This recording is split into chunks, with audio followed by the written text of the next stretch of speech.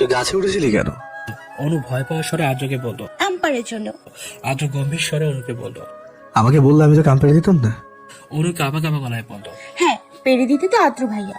আদ্র রেগে চিৎকার করে উঠে অনুকে বলল।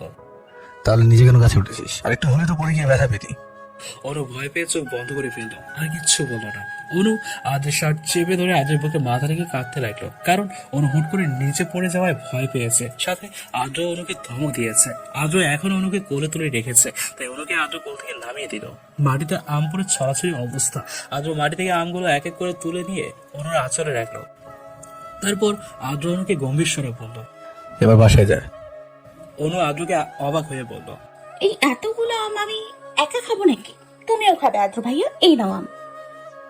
অনু হাত বাড়িয়ে অনেকগুলো আম আদ্রের দিকে বাড়িয়ে দিল। আদ্র মুখ ঘুরিয়ে অন্যদিকে তাকিয়ে অনুকে শান্ত স্বরে বলল। আমি আম খাবো না। অনু চিন্তিত হয়ে বলল। কেন খাবে না?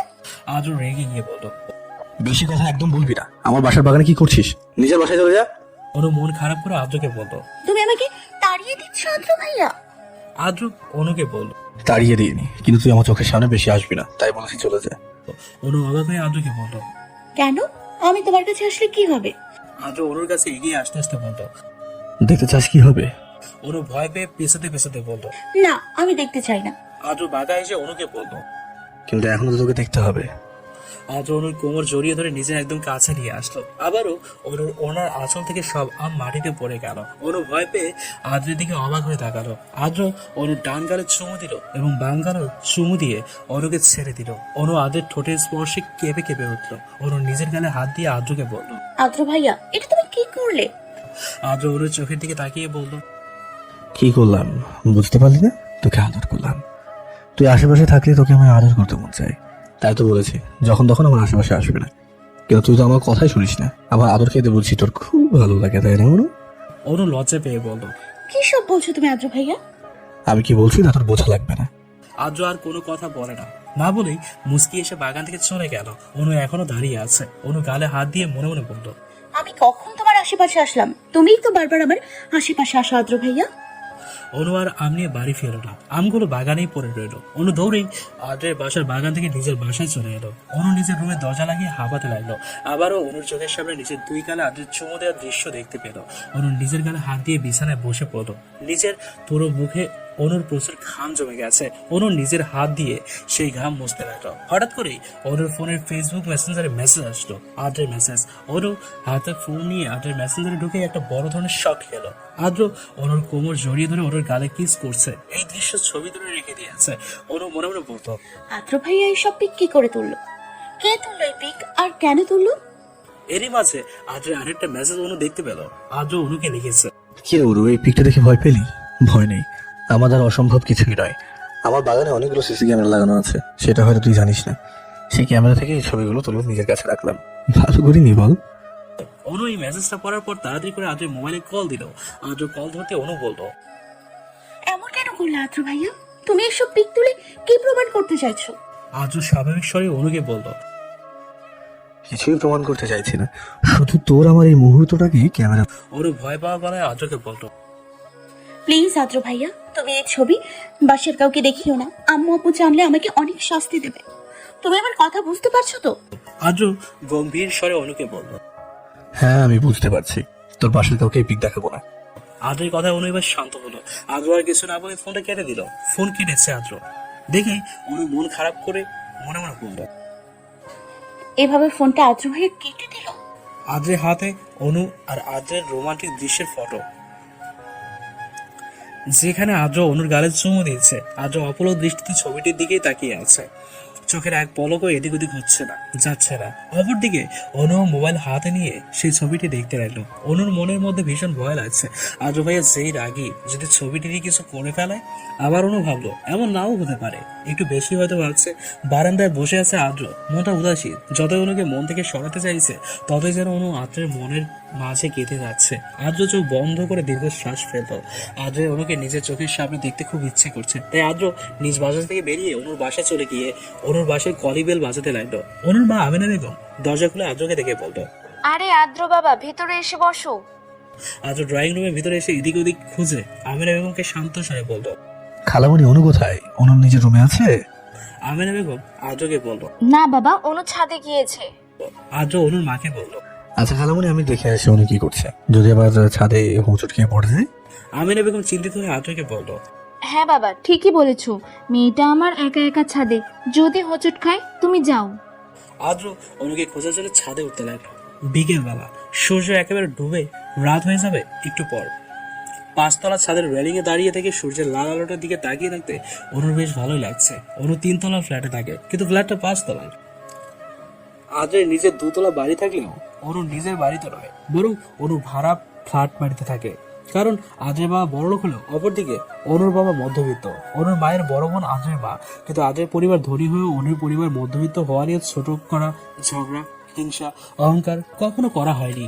আমিনা বেগম এবং রেহেনা পারভিনের এই বোনের মধুর সম্পর্ক অটুট হয়ে আছে, এবং আদ্রের বাবা ও অনুর বাবার মাঝেও ভালো বন্ধুত্বপূর্ণ সম্পর্ক। ছাদে দাঁড়িয়ে থেকে হঠাৎ হঠাৎ করেই অনুর মনটা খারাপ হয়ে যাচ্ছে। আদ্রের কথাই বারবার অনুর মনে পড়ছে। এখানে একা দাঁড়িয়ে কি ভাবছিস অনু? আদ্রের কণ্ঠ শুনে চমকে অনু পেছনে ফিরে তাকালো। আদ্র এগিয়ে এসে অনুর পাশে রেলিং এর কাছে দাঁড়ালো। অনু আদ্রের দিকে তাকিয়ে শান্ত স্বরে বলল। আমার মন ভালো নেই আদ্র ভাইয়া, কিছুই তো ভালো লাগছে না। আদ্র চিন্তিত স্বরে অনুকে বলল। কেন, তোর কি মনের অসুখ হয়েছে অনু? অনু হতাশ হয়ে আদ্রকে বলল। হ্যাঁ, হয়তো মনে অসুখ হয়েছে। তুমি হঠাৎ আমাদের বাসার ছাদে কেন এলে আদ্র ভাইয়া? আদ্র বাইরের প্রকৃতি দেখতে দেখতে বলল। আমার নিজেরও জানা নেই। অনু দীর্ঘশ্বাস পেল।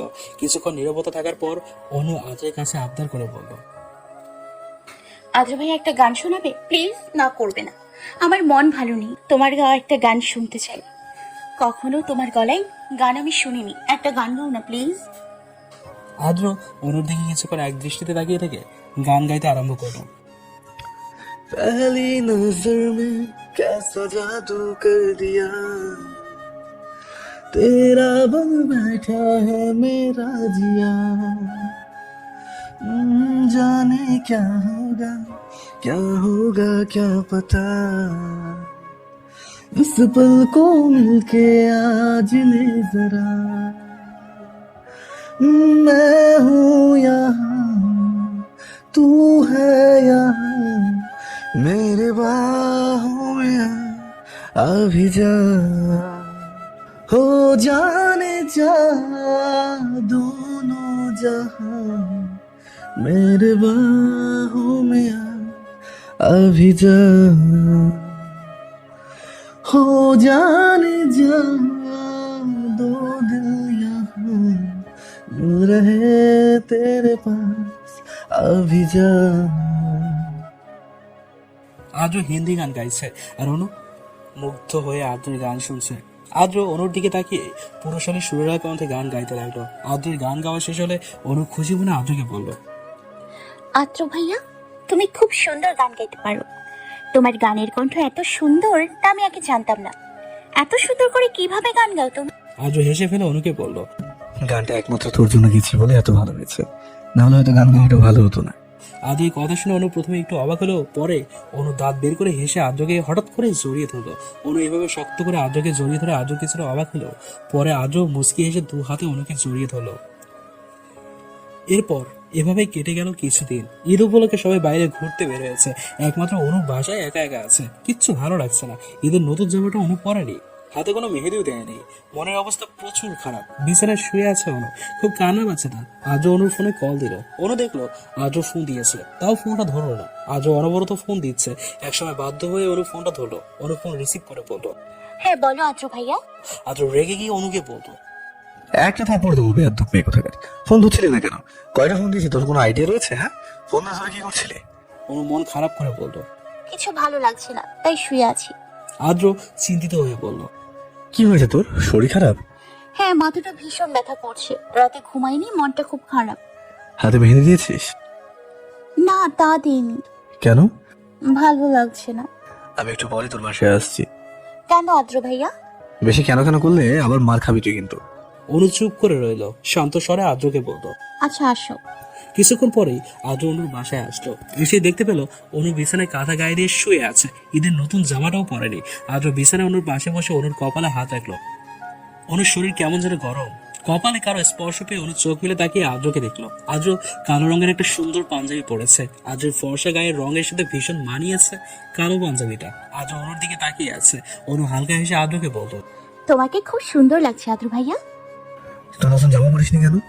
এমনি ভালো লাগছে না। আদ্র অনুকে টেনে শোয়া থেকে উঠে বসালো। অনু বিরক্ত আদ্র ভাইয়া আমাকে টেনে তুললে কেন? শুয়ে থাকতেই তো ভালো লাগছিল। একদম চুপ করে বসে থাক।